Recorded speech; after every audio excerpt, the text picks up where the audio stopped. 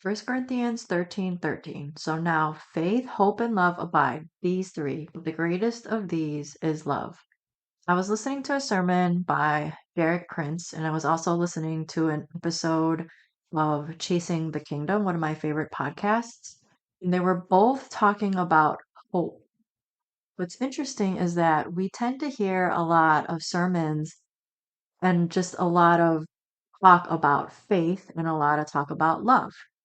According to this verse, First Corinthians 13:13, love is the greatest of these three: faith, hope, and love.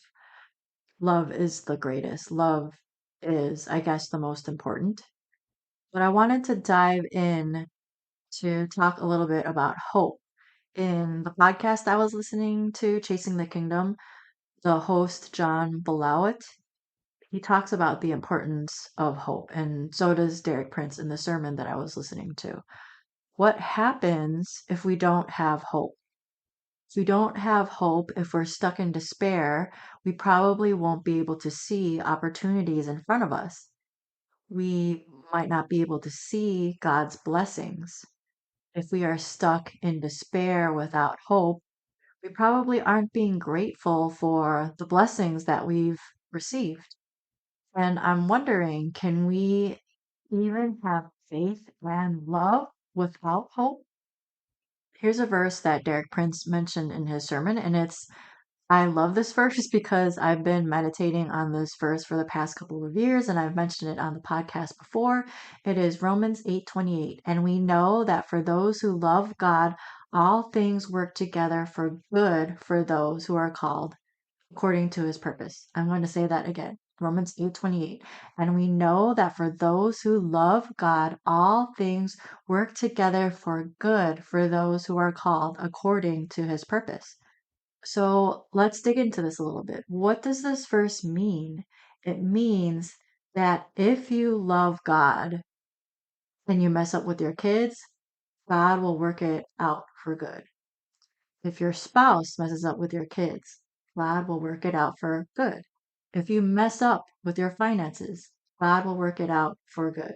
You feel old and you feel like you wasted so much time, God will work it out for good. If you feel like you were disobedient over and over again, God will work it out for your good. If you are down about your health, your fitness goals, anything like that, God will work it out for your good. I'm going to say the verse again, Romans 8:28. And we know that for those who love God, all things work together for good for those who are called according to his purpose. Bottom line, there is always hope. There is always hope because of this promise that for those who love God, all things work together for good. So we don't have to have FOMO. We don't have to have a fear of missing out because there is no missing out with God. If you love God, God works everything out for good. Remember that our life is but a mist. There's eternity ahead of us. Colossians says to focus on things that are above, not on things that are on earth. There are rewards for good work. There are rewards in heaven for good work that we have done.